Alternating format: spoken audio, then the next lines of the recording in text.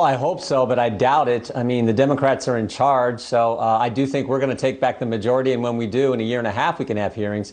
But I doubt the Democrats do it. But if we were going to have hearings, it's obvious who should come. I mean, the same people who made all these decisions that led to this debacle in Afghanistan are the same ones who were running foreign policy steward back in the Obama-Biden administration that gave us the Libya-Benghazi situation. Yeah. So it's Blinken, it's Burns, it's Sherman, it's Sullivan, it's Rice. Those people need to come. And frankly, I think we need to bring Adam Schiff in, too.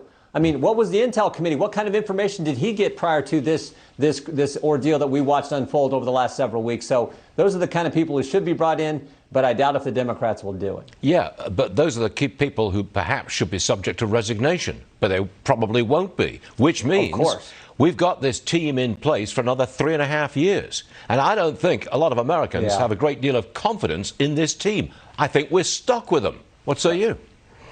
Well, of course they don't have confidence. I mean, yesterday, the President of the United States said that this was an extraordinary success.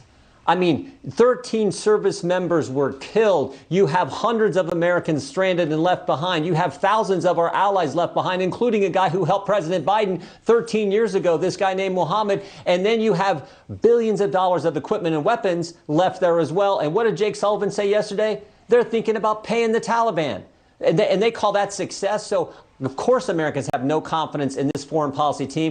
But frankly, I don't think they have any confidence in President Biden, because tell me one thing he has done, this administration has done. Tell me one thing they have done that's been successful in the 8 months that they've been running the government. Not one. The border, inflation, crime, you name it, everything has been bad. So while this is embarrassing, this is frightening, what happened in Afghanistan isn't frankly surprising based on what we've seen from this administration. When the president finished his appearance yesterday, he turned his back on the audience and simply walked out. It looked like he was trying to turn his back on the whole subject.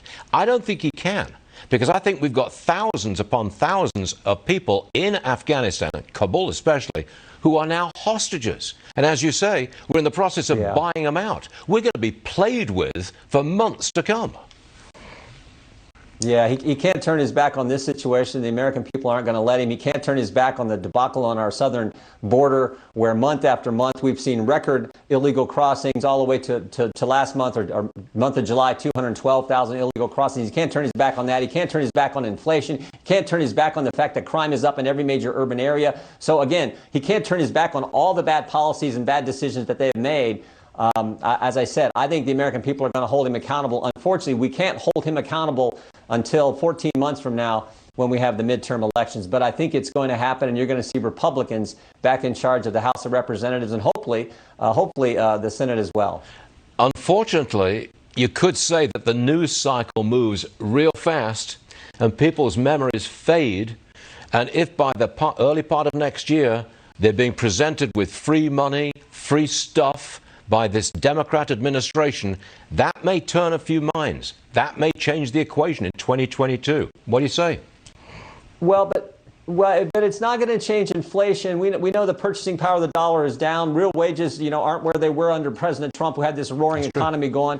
We know that the situation, as I said, on our border, Stuart, I mean, remember, March was the highest month on record for illegal crossings until April. And then April was the highest month until May. And then May was the highest month until June. June was the highest month until July, where 212,000, as I said, illegal crossings took place. My guess is August continued that terrible trend.